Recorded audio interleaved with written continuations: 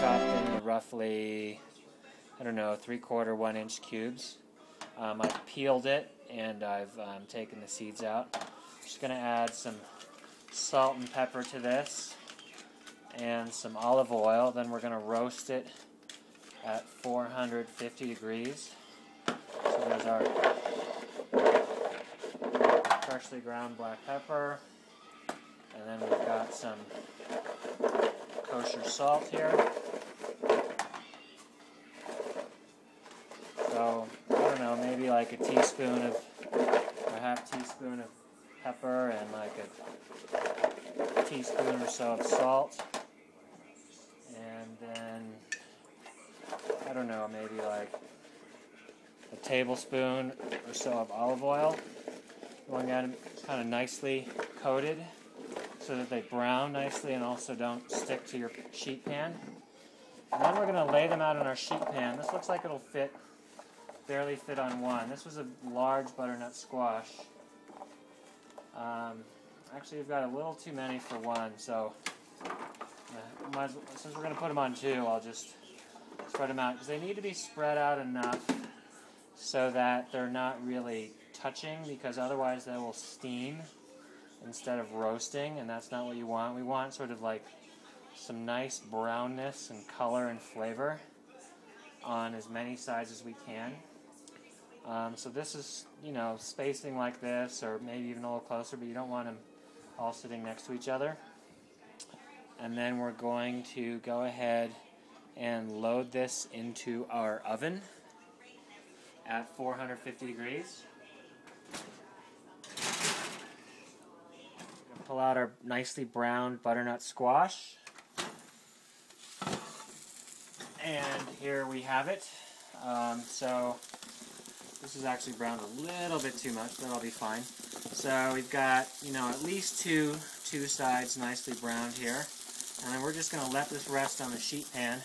I always like to move it around a little bit, because if you let it sit in the starch that it's been roasting in, especially if it's a starchy potato, it might stick. So these are all moving, so we're fine. We'll just let those rest.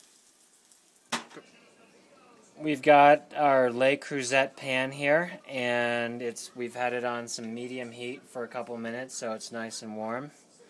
We're going to add a bunch of olive oil to kind of coat the bottom of the pan.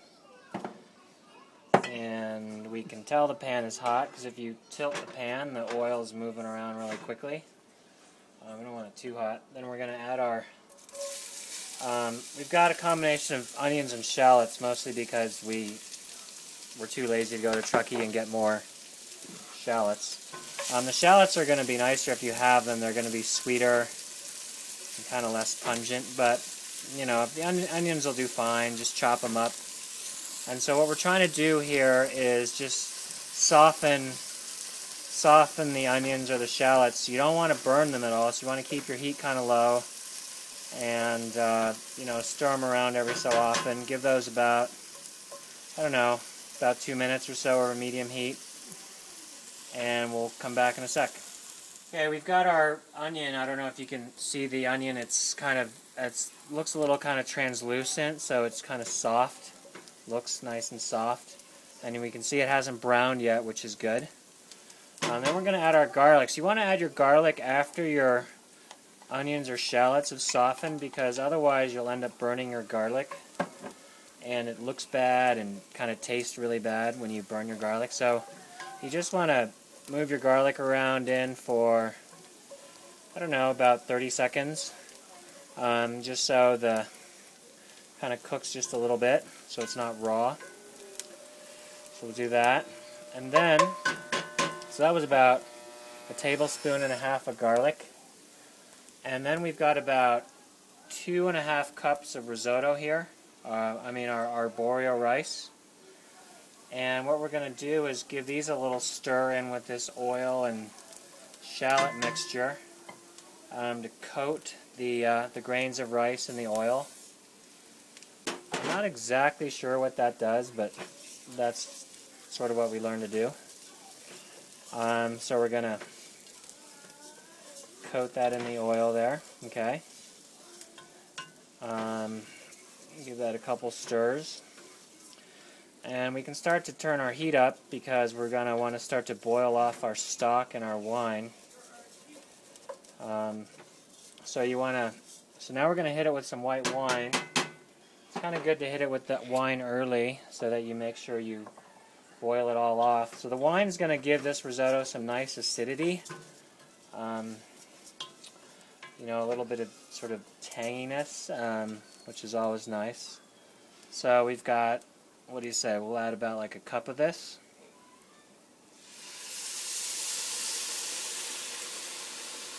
Or so, and you can tell our pan's hot because you hear that. Okay, so we can turn our heat up to high. We're going to let that boil off real quickly. That seems pretty good. And then what you want to have to our left is a pot of boiling stock. Now, if you are industrious, you make your own chicken stock or your vegetable stock.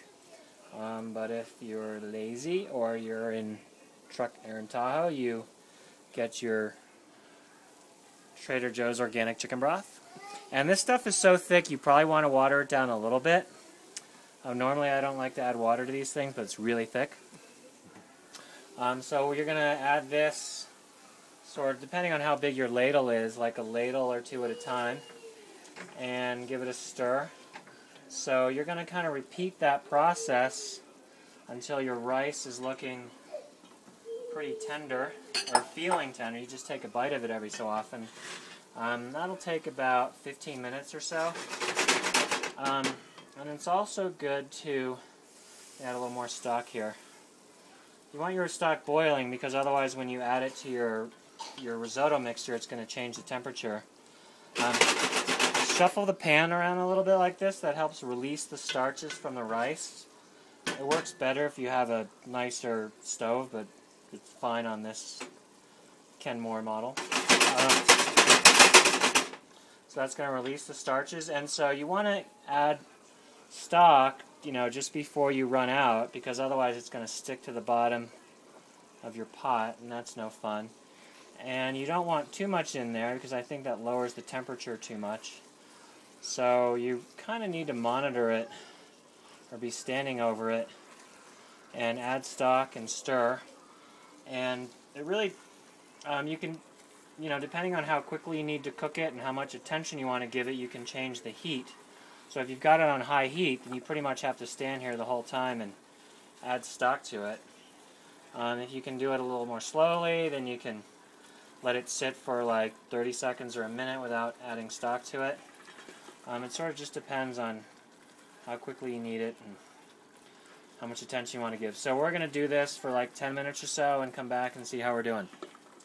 Alright, we've gone about 10-15 minutes or so with our risotto, and you can see how the grains are nice and kind of fat, and they've soaked up a lot of that stock, and you can see the stock around it is nice and starchy, so the rice is the grains have released a lot of that starch.